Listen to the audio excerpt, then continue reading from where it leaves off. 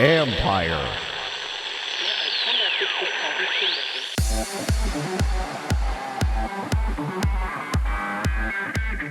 Investing in diamonds in the rough. They are watching him, right? They are watching him playing these like small tournaments. They would have never ever watched these tournaments without the investment. So they are kind of now together consuming the sport in a completely different way. That's Jonathan Ludwig, CEO of FANtium, who is backing underfunded athletes in the hopes of eventual stardom and a return on investment. This is the Future Sport Podcast. I'm Bram Weinstein.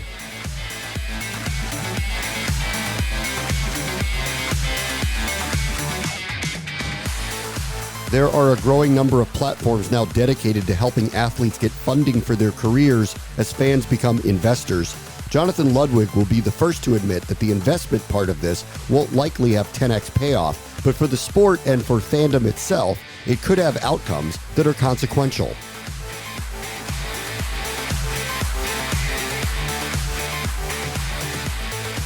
Our guest this week is Jonathan Ludwig. He is the CEO and the co-founder of FANtium, which is a very modern platform that allows fans to purchase ownership in future prize money or career earnings directly from an athlete in the form of NFTs. Oh, you have just wrapped up all of modern sports into one big bundle, Jonathan. Nice to have you here. No, very excited to be here, Bram, and to talk about about the future of sports and athletes. Okay.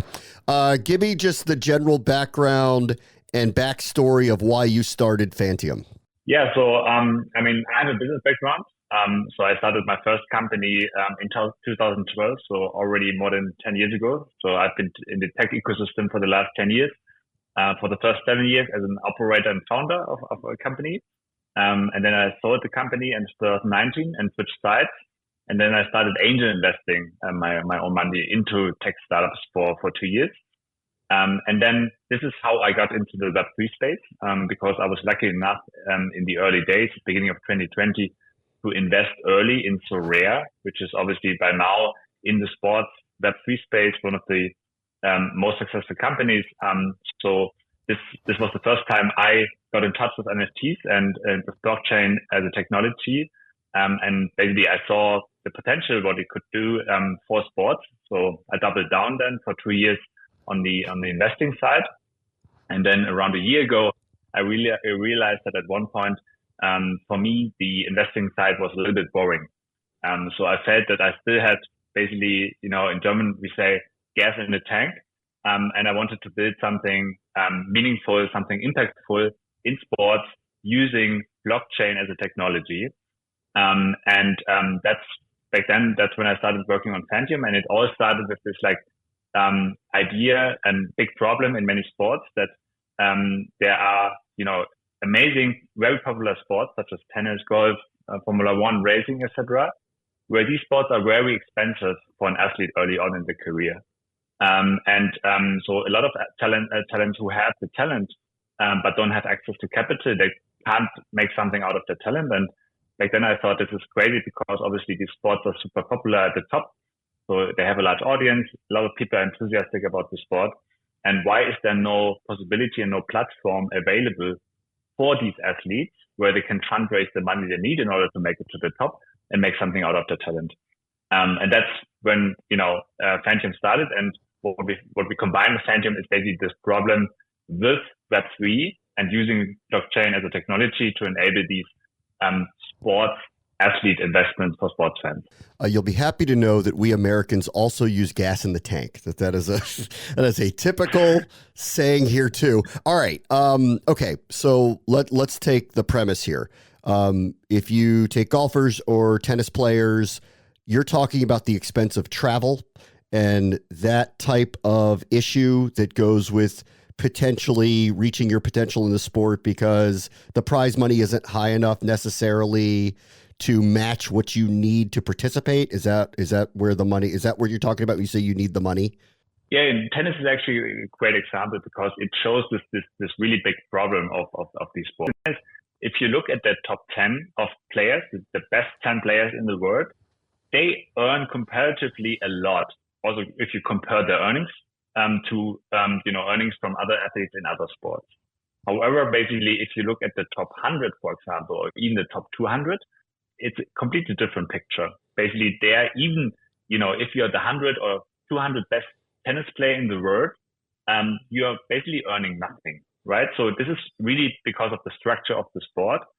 And it's a big problem, especially for young athletes, yeah, who obviously, as a young athlete, if you are, let's say, 16 years old, 17 years old, you're on the way to maybe become one of the best ones. But still at this age, you're not earning any prize money yet. However, at the same time, due to the nature of tennis and the tournaments taking place all over the world, you have to travel a lot, what you mentioned.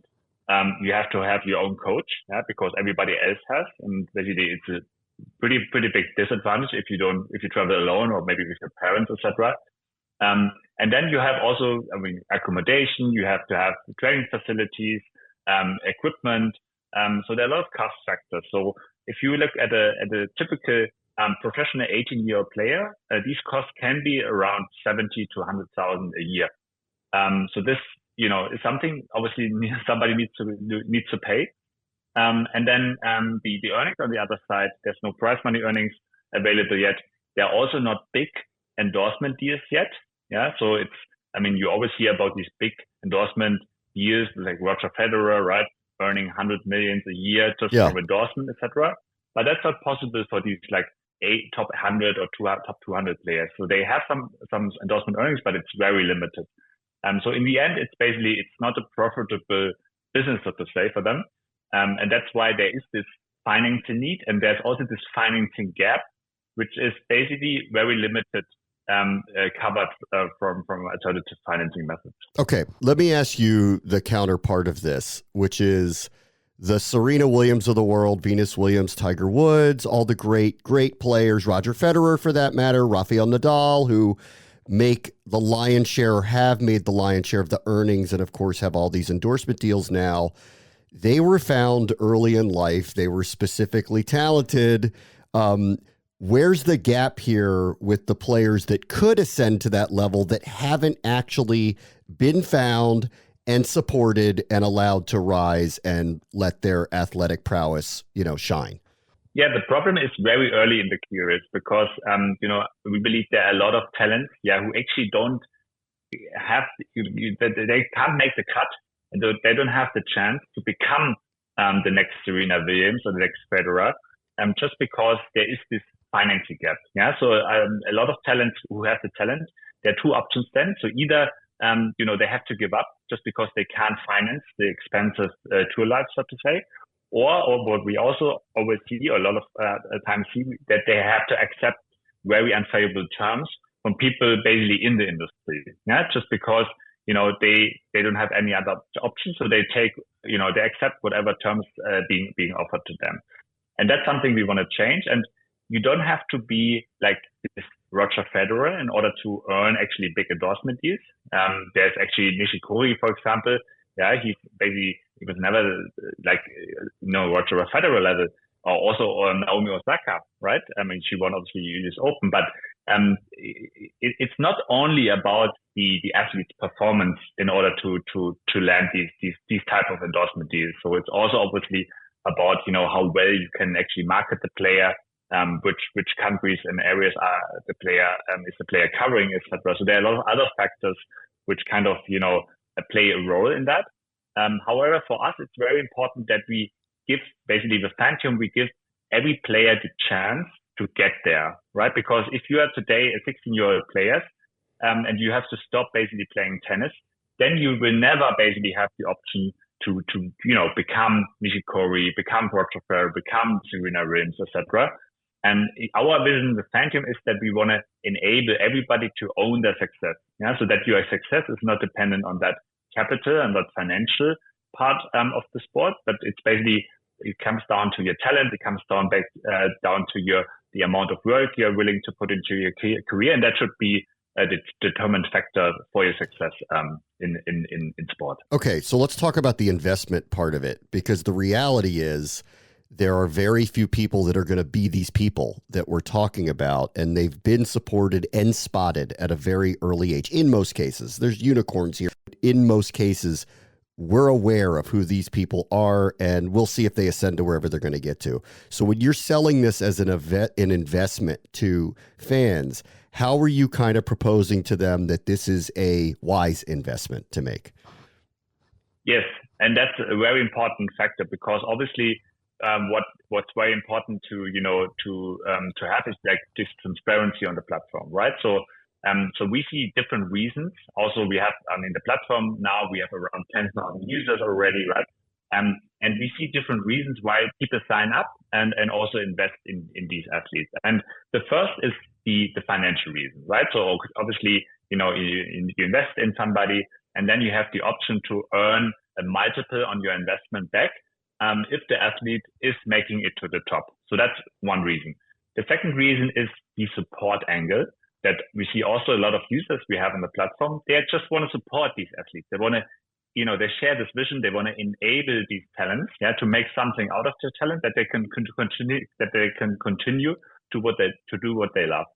The third reason why people are investing is that if you invest in a player, you earn a small share of their future earnings, but you also get access to that player. You become part of the player's team, so to say. Yeah. So that means you get access to this private chat with the player, so where you receive basically updates, voice notes, pictures, videos, etc.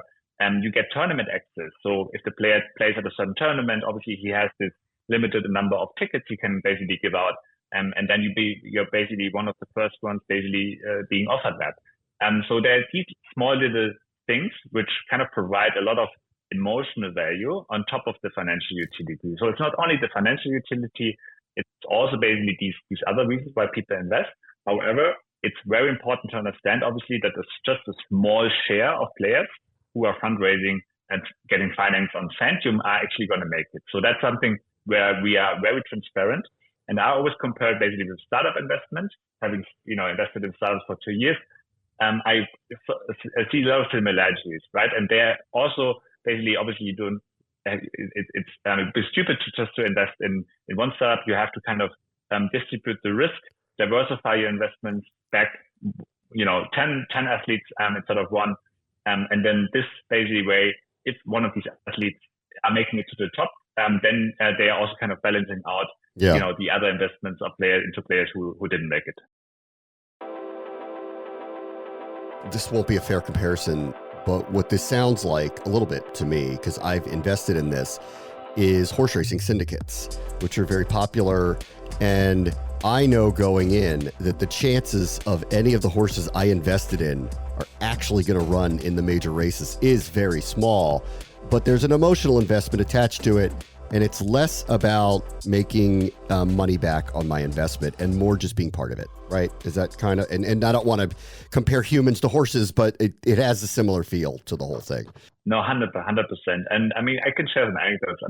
We have this one talent, right, who already raised money, and basically he has now this community of investors, of supporters, and they are kind of, they are watching him, right? They are watching him playing these like small tournaments. They would have never ever watched these tournaments without the investment. So they are kind of now together consuming the sport in a completely different way. And I believe this will be the future, because obviously, if FANtium becomes this platform where these talents can, raise the money, but they can also develop and build this community around them, then also for the sports overall, the sports overall also benefits, because just right now with this investment, people are watching suddenly, following these smaller tournaments and not only the Grand Slams, etc. So I think also we are making the pot bigger, so to say, in sports like tennis, just because the spotlight is on to these players and also the smaller tournaments they are playing. For the athletes, could you share with us what is the agreement they make by accepting the investments? Yeah, so they enter into, it's a kind of a financing agreement, and it's basically structured on the blockchain through smart contracts. And what it says is basically that they can raise the money directly from sports fans. So sports fans can basically buy into, and then they own a small share of that financing agreement. And then for the player, this means that the player gets the money, and then he can basically play. And then in case of success, he has to pay back that money over a certain amount of time. And so that is really important. So it's not like debt, right? Where basically you need to pay back no matter what. It's always basically basically based event where we say the talent makes it to the professionals. And in tennis, this is something we determine with being in the top 150 ATP or WTA, so world ranking. So this is the payback start. And then for the next 5 to 10 years, the player is paying back a small share of his or her prize money. But yeah, in the end, obviously he gets the money. He has some, it's not a risk, yeah, because he doesn't have a debt obligation, and he's very flexible, and she is very flexible in basically, how she or he wants to spend the money in his career, but also basically, he can always decide, that he wants to stop playing tennis. This is part of the risk, but obviously you also get informed as a sports investor. But this is how it's structured as an athlete. Okay, and so let's take the example of somebody who does perform pretty well, starts moving up the ranks. Like, I can find out if I'm an investor, I'll know how much money they made. That's public knowledge of what the purses are. But let's say they start getting endorsements. I would imagine transparency is very important here. So how do you kind of deal with the idea of they know what they got in a endorsement deal? I'm an investor. I want to know what they got because I feel like there's a dividend owed to me. How do you kind of deal with that? Yeah, great point. So there are two types of earnings. So we call them, the first type of earnings is public earnings. So that's earnings which are publicly available. So you can kind of look them up somewhere. And then there is like these non-public earnings. Yeah. And if you look at tennis, that's the first sport we started. The prize money are public earnings. Yeah. So you can look them up. They're very transparent. You can see them on the ATP or WTA side. And basically, if an athlete shares on the prize money, obviously then this share in prize money is based and calculated based on the ATP and WTA side. And then there are also these endorsement earnings, which are non-public. So it's private information, obviously. It's also confidential. How much has athlete Nike or Adidas paid for a certain contract. And there we have a structure with the athlete together with an auditing company. Yeah. So there's an auditing company basically kind of testifying these earnings the athlete has made through these different sponsors. And after these earnings are testified, then basically they are paid out through the platform. Yeah. So this is how we, ensure as much as transparency as possible. And at the same time, obviously maintaining the confidentiality, which is important for the athlete and also the partners of the athlete. Okay. Also, everything is in the form of NFTs. Can you kind of take me through why you went that route on your platform? Yes. So, we believe obviously in the power of blockchain as a technology, which is obviously behind NFTs. And our NFTs are not the typical type of NFTs, which is today, I think, relatively negatively associated. So we just use the technology behind NFTs to enable these athlete investments. That means, and there are different benefits and reasons why we do it. Obviously, it's a lot easier to kind of, bring a real asset onto the blockchain, digitalize it, and make it available as an investment. And that's basically done with NFTs. So our platform works in a way that you can actually buy a token, so an NFT. And with that token, you are entitled to a share in the earnings. But then also with the token, you are entitled to these other fan perks. Yeah. And just because of the nature of the token, we can basically deliver these also fan perks, yeah, by basically giving you token gated access. So we basically can restrict and limit the access to certain like private chats, for example, with the athlete, yeah, with the token they are holding. Then you have the secondary market. So you can invest in an athlete through an NFT, but you can immediately also basically sell that NFT to somebody else. So there is always this access to liquidity for you as a sports investor. So you don't have to wait for the next 5 to 10 years to earn the return. So you can also cash out earlier, yeah.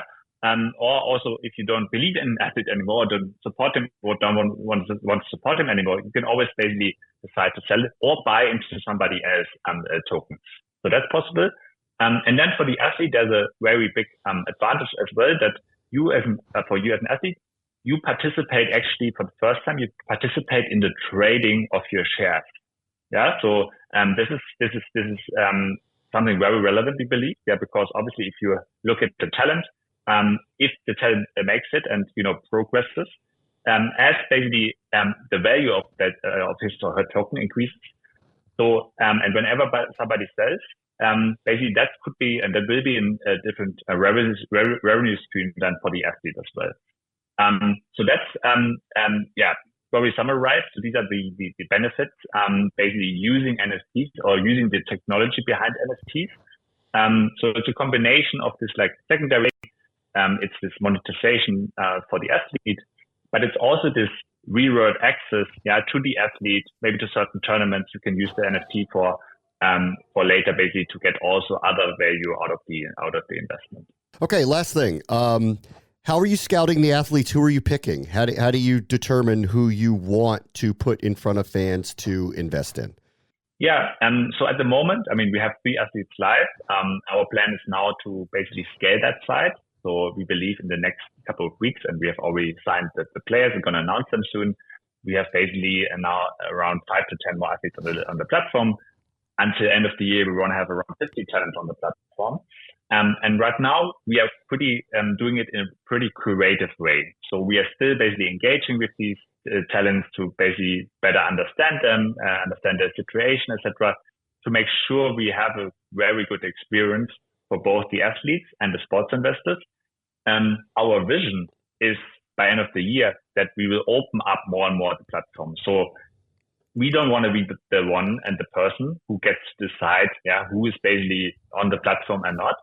Our vision is that it's going to be the community. So the platform will be open then for athletes, but obviously these talents, who are using the platform, they already have to have a track record, right? So usually basically it's the age and the ranking they have, which kind of defines then the certain valuation, on which valuation they can fundraise the money. But we don't want to be the one basically who gets to decide. So right now we're going with the rankings. Yeah, so this is obviously where we start. So we start with the most promising players based on the rankings who are looking for financing support. But then we will also more and more open the platform so that, every talent who has a talent can use the platform, can present themselves to this community of sports investors. And then the sports investor community get to decide basically who they want to back and who not. Jonathan Ludwig is the CEO and the co-founder of FANtium. Thank you so much for joining us. Thanks, Bram. It was very, very exciting. On the next Future Sport podcast, software solutions for the growing and expanding gaming marketplace. Customer engagement, I think, is going to be absolutely crucial. I think then dotted line lead into personalization of a product, and then the kind of the wider product, like we were saying, like dual screening. So that kind of, I suppose, second screen experience. And I don't think you can do that without listening to customers. That's Patty Casey, co-founder of The Unit, who is helping companies expand their gaming and gambling profiles.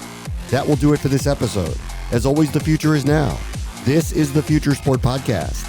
I'm Bram Weinstein.